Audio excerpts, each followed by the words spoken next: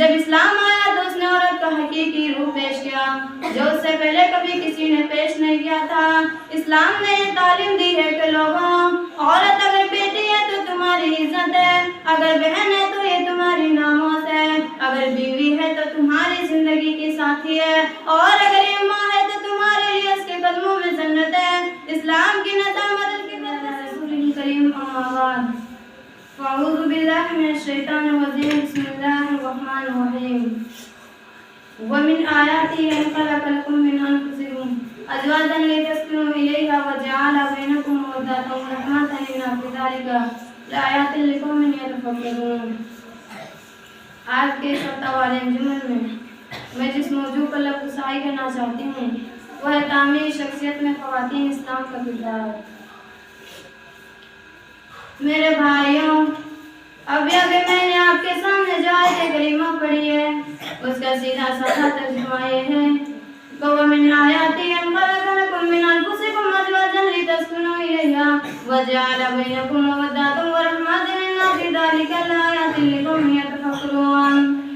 اور ان کی نشانیوں میں سے کہ اس نے تمہارے لیے تمہاری جنس کی عورتیں پیدا کی تاکہ تم ان سے سکون پاؤ، اور تمہارے درمیان محبت و مہربان پیدا کر دی۔ اس میں نشانیاں ہیں ان لوگوں کے لیے جو غور و فکر کرتے ہیں۔ قرآن مجید کی آیت مبارکہ سے ثابت ہوتا ہے کہ عورت کی پیدائش کا مقصد مرد کو راحت و سکون دینا ہے۔ جب اسلام آیا تو اس نے عورت کا حقیقی روح پیش کیا جو اس سے پہلے کبھی کسی نے پیش نہیں کیا تھا۔ اسلام نے یہ تعلیم دی ہے کہ لوگوں، عورت اگر بیٹی ہے تو تمہاری عزت ہے، اگر بہن ہے تو یہ تمہاری ناموس ہے، اگر بیوی ہے تو تمہاری زندگی کی ساتھی ہے، اور اگر یہ ماں ہے تو تمہارے لیے اس کے قدموں میں جنت ہے۔ اسلام کی نظامت کی برکت سے مسلمانوں میں سنیف نازل کے بعد میں استثنائی معاشرہ قائم ہونے کے بجائے ایک ایسا معاشرہ قائم ہوا ہے جس میں ماں، بہن، بیٹی اور بیوی کے روح میں پورا تحفظ دیا گیا ہے۔ اسلام کے عطا کردہ اس قدر منزلت سے فائدہ اٹھا کر مسلمان خواتین نے مختلف شعبۂ حیات زندگی میں ایسے کارنامے سر انجام دیے جو آج بھی تاریخ کا حصہ ہے۔ تاریخ اسلام کا مطالعہ کرنے سے پتہ چلتا ہے کہ ہر کامیاب مرد کے پیچھے آپ کو کسی نہ کسی عورت کا کردار نظر آئے گا، ماں کی شکل میں یا بہن کی شکل میں، بیٹی کی شکل میں یا بیوی کی شکل میں۔ دنیا کا کوئی ایسا انسان نہیں کہ جس کے پس منظر میں کسی عورت کا کردار نظر نہ آتا ہو۔ وضاحت کے لیے چند نشانے غور طلب کریں۔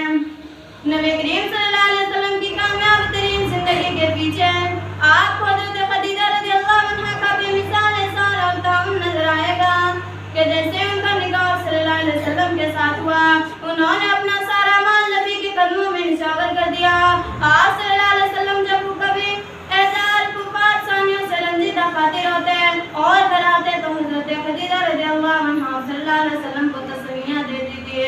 حضرت خدیجہ کی تشریح امیز باتوں کو سن کر آپ صلی اللہ علیہ وسلم کو تسلیاں مل جاتی تھی۔ یوں محبوب صلی اللہ علیہ وسلم کی کامیاب زندگی کے پیچھے آپ کو بیوی کی شکل میں ایک عورت کا کردار نظر آئے گا۔ حضرت عمر اس امت کے عظیم کامیاب انسان ہیں جن کو مراد مصطفیٰ ہونے کا شرف نصیب ہوا، اور ان کو اتنا کامل ایمان نصیب ہوا کہ آپ صلی اللہ علیہ وسلم نے فرمایا کہ میرے بعد کوئی نبی نہ ہوتا تو عمر اللہ تعالیٰ نے وہ صفات رکھی تھی کہ وہ نبی بنا دیے جاتے ہیں، اور فرمایا عمر جس راستے سے جاتا ہے شیطان اس راستے کو چھوڑ دیتا ہے۔ ان کا قبول اسلام کا واقعہ بڑا عظیم ہے کہ ایک مرتبہ غصے کی حالت میں ہاتھ میں تلوار لے کر نکلے کہ نبی کو شہید کرتا ہوں۔ راستے میں ایک صحابی ملے، انہوں نے پوچھا عمر کہاں جانے کا ارادہ ہے؟ کہنے لگے کہ میں چاہتا ہوں کہ آج مسلمانوں کے پیغمبر کو قتل کر دوں۔ ان صحابی نے فرمایا کہ پہلے تم اپنے گھر کی خبر کر لو، تمہارے بہن اور بہنوئی بھی مسلمان ہو چکے ہیں۔ یہ سنتے ہی غصے سے بھڑک اٹھے، بہنوئی کے گھر گئے، بہنوئی سے پوچھا کہ میں نے سنا ہے کہ تم لوگ مسلمان ہو چکے ہو۔ بہنوئی نے جواب دیا کہ اگر اسلام سچا دین ہے تو پھر اس کو قبول کرنے میں کیا رکاوٹ ہے؟ یہ سنتے ہی آگ بگولا ہو گئے اور بہنوئی کو مارنا شروع کر دیا۔ بہن بچانے کے لیے درمیان میں آئی تو بہن کے رخسار پر ایک تھپڑ لگایا۔ وہ عورت ذات اور نازک بدن تھی، جیسے انہیں تھپڑ لگا وہ نیچے گر گئی، منہ سے خون نکل آیا اور آنکھوں سے آنسو نکل آئے، لیکن